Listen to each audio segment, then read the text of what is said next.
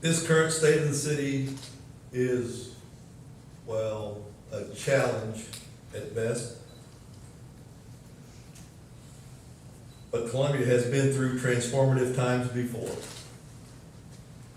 In 1892, when Academic Hall burned on the University of Missouri campus, the 1918 flu pandemic, 2 world wars, a Great Depression, and in recent times, the Great Recession of 2008. And now, the COVID-19 pandemic is upon us. I hear that this is the new normal, but in reality, it's nothing more than change itself. Change happens over time, and this change will occur, and the future residents of Columbia will be the judge of how we handle this change. Did we wilt under the pressure, or did we face it head on and we are better than we were before? Only time will tell. It is currently hard to gauge the impact of COVID-19 on our local economy, since this pandemic isn't over yet. For our local city government, we rely heavily on sales tax to fund the services our residents want and deserve. Unfortunately, for us, due to this unprecedented time in our history, we do not have the data to make very reliable projections of the future of sales tax revenues. What we do know is that even before COVID-19, hard conversations were coming, as more consumers had moved to purchasing goods online. As I discussed last year, it might be time to consider stabilizing our revenue base by looking at other forms of revenue instead of sales taxes to fund critical services we provide to our residents. I have asked city department directors to submit budgets that include a 10% reduction in spending. That doesn't mean that we will use all 10% budget reductions, but it is an effort to see what our options are for streamlining, especially with the uncertainty of revenues in the next 6 months to a year. This will look different for each department, but some of the proposed cuts could include materials and supplies, reducing services, delaying projects, and workforce reductions. I have also encouraged department directors to review all current positions and the more than 150 vacant positions to assess which positions are truly necessary to provide critical needs and core services to our community. Fortunately, through sound financial planning, the city has reserves that will help ease us through this process of change. We are currently in a hiring freeze with the exception of positions that provide critical service. For example, our Parks and Recreation Department hasn't hired the seasonal employees they usually need for their summer activities, since many of those activities have been canceled or suspended for this year. While there has been some aid provided by federal and state government, it is one-time funding that unfortunately will not cover the total anticipated loss in revenue. In addition to decreased sales tax collections, more residents are staying home, which will likely cause other revenue sources to be down as well, such as hotel motel tax, motor vehicle tax, and transportation tax. This reduction will impact funding areas such as maintenance and construction of roads, capital projects, utility services, and parks and recreation. These reductions will ultimately affect our general fund and could require us to relook at how the city generates revenue in order to provide the same level of services. Not related to the pandemic, but a sign of the current culture, the telephone and cable franchise revenues are down because people are moving to alternative sources, like streaming services for their entertainment. which also affects our general fund. Additionally, we have gone another year without having the ability to tax online sales. This is a two-step process. Our local partnership worked with our state capital delegation on a use tax bill. The Missouri General Assembly did not authorize merchants to collect and remit sales tax for online purchases to the Missouri Department of Revenue. Legislators did, however, approve simplified language for local use tax ballots. But it's in an omnibus bill that is drawing some criticism now. Now it's up to the governor to decide how to handle that bill. Last year, we estimated an annual revenue loss of $5.4 million from untaxed online purchases. This year, we estimated a loss of $5.7 million, which could potentially be higher due to COVID-19 pandemic, a stay-at-home order, and increased online purchases. The cumulative estimated loss of local sales tax to the general fund as a result of increased online sales for fiscal year 2010 to fiscal 2019 is approximately $17.2 million. Having a use tax in place helps fund road repair, public safety, and public health services. These core functions must be sustained to maintain a secure quality of life for Columbia. We will continue to work with our partners to encourage a bill to be passed that would allow for collecting taxes for online sales. While we won't stop planning for the future we are planning will be different than we expected. We've delayed the adoption of the 2020 strategic plan due to the current situation. We didn't think it would be right to adopt a plan that didn't consider the struggles we will face as a result of this pandemic. Currently, the proposed 2020 strategic plan is being evaluated by city staff, and changes will be made to fit the current climate. I do want to thank the members of the community who have provided input to create the plan, and the city staff members who dedicated hundreds of hours to ensure that the document that guides this organization fits the needs and wants of our community. In closing, I want to ask you to please be patient with each other. We are all going through this pandemic together, and it is affecting each of us in different ways. I again want to thank our community partners, local businesses, nonprofit organizations, healthcare professionals, residents in frontline positions, and our city employees for their flexibility, resiliency, and support. Thank you, and I'd be happy to answer any questions. You mentioned that you are directing the department directors to review all current positions and then assess what positions are truly needed. Do you have a probability of what that number will be of layoff and payoffs? Well, I don't know the exact number. I know I've met with 3 department directors so far. One's a medium-sized department and 2 smaller departments. And out of those 3, we've identified 8 positions to be eliminated. Some of them are filled with current staff and some are not. So as we go through it, I'll be meeting with all the directors to decide that. We're also looking at, programs and what that entails. Thank you.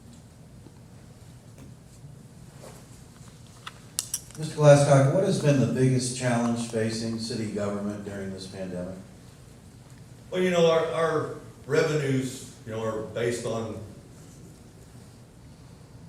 taxes coming in, different sources of revenues that we have dedicated, and not knowing, until we get way down the road what that looks like. We get our sales tax. We just got March's the beginning of May, so we won't get April sales tax or numbers until the beginning of next month. So that puts us behind, along as far as going through budgeting, trying to get this done before July and get one submitted to council that we can have some confidence in that we can meet. So that's the biggest challenge, is revenues lag what all these things are happening. And so, people have been out of work in April, but we don't know what impact that has to our budget until June. That's the biggest challenge. Good morning. I know that right now, the city utilities office is holding off on shutting off services for those who can't pay because loss of income. Is there any plan to get that money back? Because right now, the bills are just being added on top of each other. Yeah, we're talking with council about it. Council is looking at maybe forgiving some of those bills.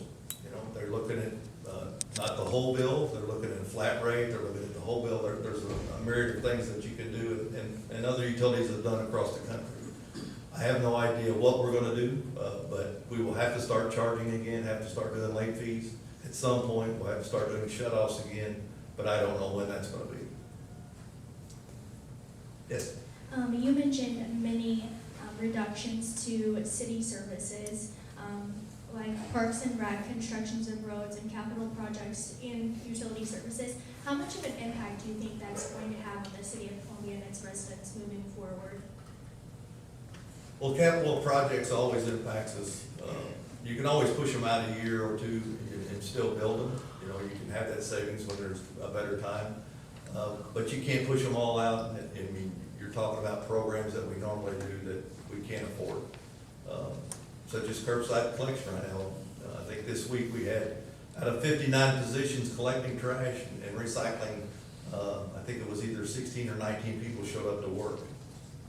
You just can't keep that up. And so we're gonna have to make some changes to programs that maybe no longer fit with the city of Columbia the way we've been doing them in the past. So we have to look at all that.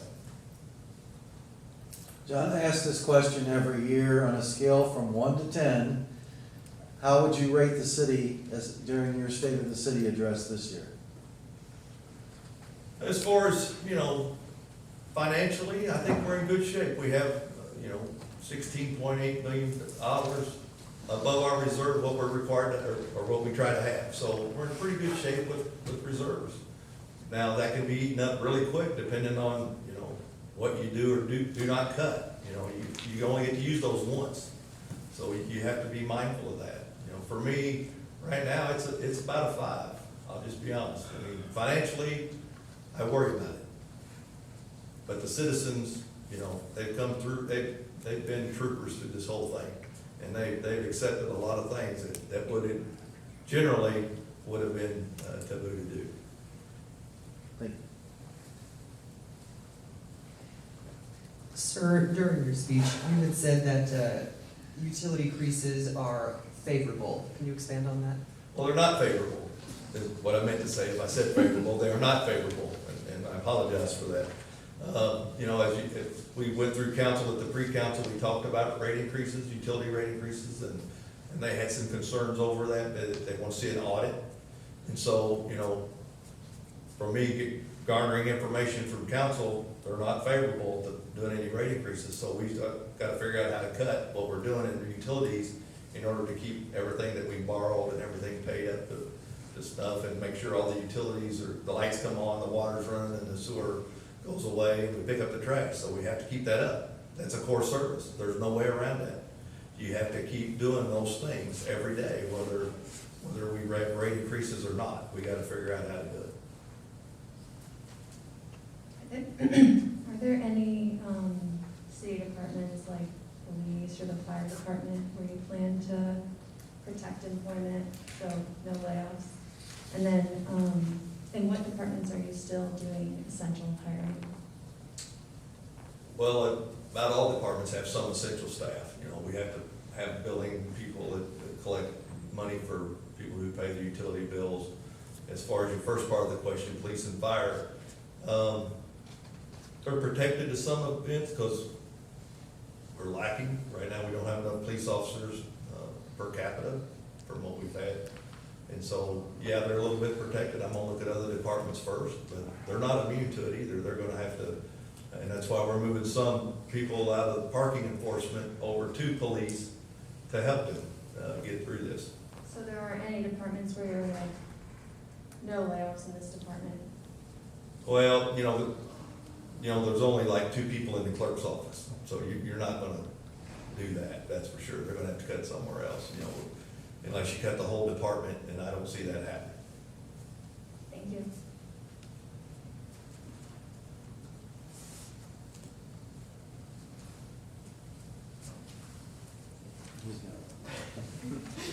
One more.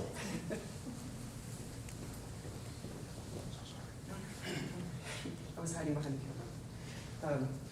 Sir, Schnucks said yesterday that it was choosing to tell customers when it's a few of its workers that tested positive for COVID-19. Why is it up to businesses to release this information? Why doesn't the city set that? I didn't hear the first part. Oh, sure. Better? Yeah. Schnucks had said yesterday that. Who said it? Schnucks. Schnucks, gotcha. Yes. They said yesterday that they are choosing to let customers know when their workers test positive for COVID-19. Why is it up to businesses to release this information to their customers or to the public? I'm not up on what they call the HIPAA ordinance or HIPAA laws. I know you can't release personal information about people's health, at least from a government standpoint. And so, I follow what the health director tells me that we can do. And so, she's always said that, it's really up to the person and the business of what they want to tell us.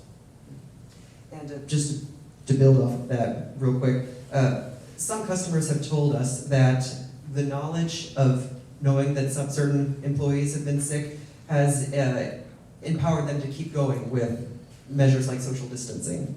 What would you tell customers and members of the public who do want to have this information about the businesses that they visit? I don't know what's right, what's wrong, what information's too much information. I can tell you, privacy is an important thing to a lot of people. Much like when we tried to put cameras downtown to help police, take care of the bars. People still wanted their privacy, they went away. There's certain rights that people get up in arms over, and privacy's one of them. I mean, you have to know that when you go into government. So, just because I want to know doesn't mean I have the right to, and people will tell you what you want to know. I mean, we have COVID-related illnesses in the city, our trash service, we had an outbreak there. So, we have to deal with it. Thank you. Thank you all.